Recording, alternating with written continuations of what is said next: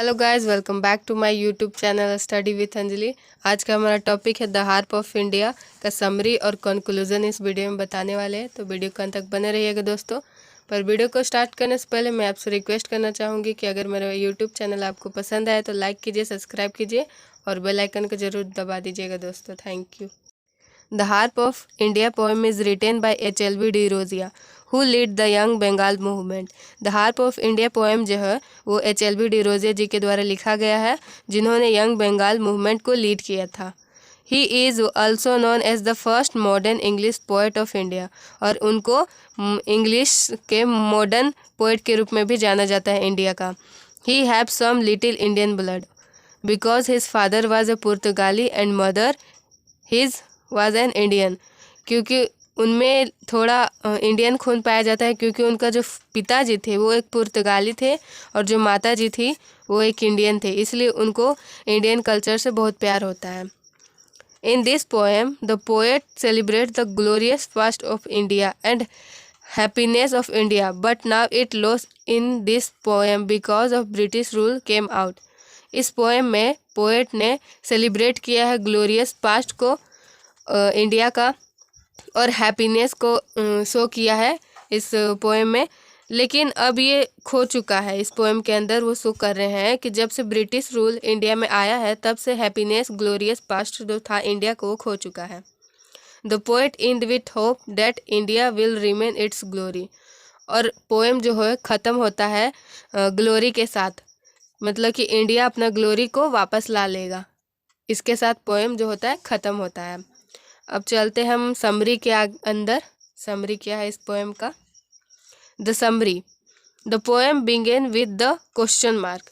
जो पोएम की जो शुरुआत होती है वो क्वेश्चन मार्क के साथ होती है। That why hangs thou lonely on yon withered बॉन्च। क्वेश्चन की शुरुआत क्वेश्चन मार्क से होती है और ये लिखा गया है कि why hangs thou lonely on withered bough, मतलब कि जो हैंग्स है वो टंगा हुआ क्यों है सूखी जगह पे ऐसा।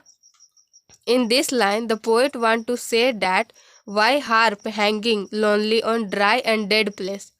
इस लाइन का जो मीनिंग है, पोएट बोलना चाह रहे हैं कि जो हार्प है इंडिया का एक इंस्ट्रूमेंट पार्ट होता है हार्प, उसका मतलब है कि हार्प जो है यहाँ पर ड्राई और डेड ब्रांचेस यानी सूखी टहनियों पर क्यों टंगी हुई है, इसका ये मतलब पूछ रहे हैं पोएट।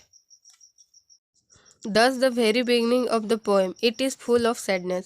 शुरुआत में पोएट सैडनेस को शो करते हैं इस पोएम के अंदर। In the next line the poet imagines with deep grief that it will remain it's string for ever.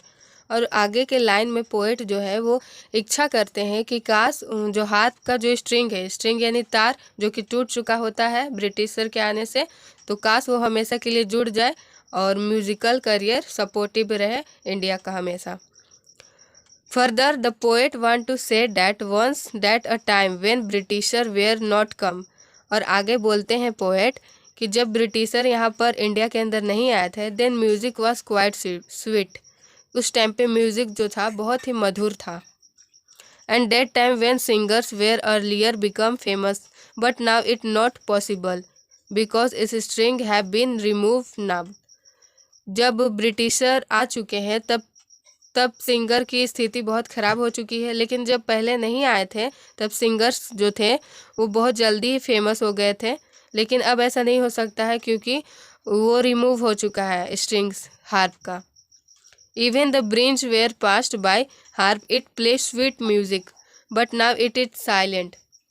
लेकिन जब हार्प के अंदर एक ब्रिंज की आवाज़ भी जब पार होती है तो वो भी एक स्वीट म्यूज़िक के रूप में बनती है, लेकिन अब ब्रिटिशर के आने से वो भी एक साइलेंस का रूप में धारण कर चुकी है।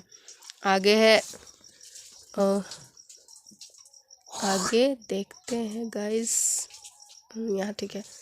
इट नेग्लेक्टेड वन, लेकिन अब इसको नज़रअंदाज किया जाता है। And the second part of this play begin with a mourn. और जो दूसरा भाग है इस प्ले का उसका शोक से स्टार्ट होता है, बट एंड विथ होप, और ख़त्म होता है आशा के साथ। At the end that poet say that those hands are cold. और एंड में पोएट बोलते हैं कि हैंड्स जो है वो ठंडा है। Their cold hands refer to the poets. यहाँ पे जो ठंडा हाथ है उसको रेफर किया गया है पोएट्स को, इंडियन पोएट्स को रेफर किया गया है। Who are dead, who are dead now, जो कि अभी मर चुके हैं वो। But he desires to revive their works and hopes that the last glory of India will be back again. लेकिन जो पोएट है वो होप करते हैं कि काश जो इंडिया का जो ग्लोरियस पास्ट था वो प्रेजेंट में कन्वर्ट हो जाए और वो बदल जाए, कि इंडिया भी पहले की तरह हो जाए। तो चलिए अब हम कंक्लूजन के बारे में बात कर लेते हैं कि द हार्प ऑफ इंडिया का कंक्लूजन कैसा है। चलिए, when we talk about the conclusion of the poem harp of India we only find that it is a masterpiece of HLV Derozio. अगर हम कंक्लूजन का बात करें the harp of India poem का, तो हम लोग को यही पाया जाता है कि जो हार्प ऑफ इंडिया है वो HLV डिरोजिया जी का एक मास्टरपीस है। Because in this poem the poet expressed not only the modern but also described the glorious past। इस पोएम में पोएट ने ना ही एक्सप्रेस किया है मोर्न यानी शोक को सिर्फ नहीं एक्सप्रेस किया है, बल्कि इस पोएम में उन्होंने ग्लोरियस पास्ट को भी डिस्क्राइब किया है अपने पोएम के अंदर, द हार्प ऑफ इंडिया के अंदर। And so that how convert a fame musician into a struggle musician. और ये भी शो किया है कि एक फेमस म्यूजिशियन किस तरह चेंज हो जाता है स्ट्रगल म्यूजिशियन के तौर पर जब ब्रिटिशर यहाँ पे इंडिया में आ गए तब। When Britisher were came in India, जब ब्रिटिशर यहाँ पे आ गए तब। And compare between the past and present of traditional India, और कंपेयर किया है पास्ट और प्रेजेंट इंडिया का। And imagines the situation of India under the British rule, और ब्रिटिश रूल के अंदर में जो क्या सिचुएशन था इंडिया का वो इस पोएम के अंदर उन्होंने दर्शाया है। So this way HLV Derozio conclude very deeply in this poem. So इसी तरह उन्होंने इस पोएम के निष्कर्ष बहुत ही डीपली यानी अंदर तक जाकर इसको बताया है। तो इस तरह आज का हमारा पोएम ख़त्म हुआ दोस्तों। Thank you for video watching this.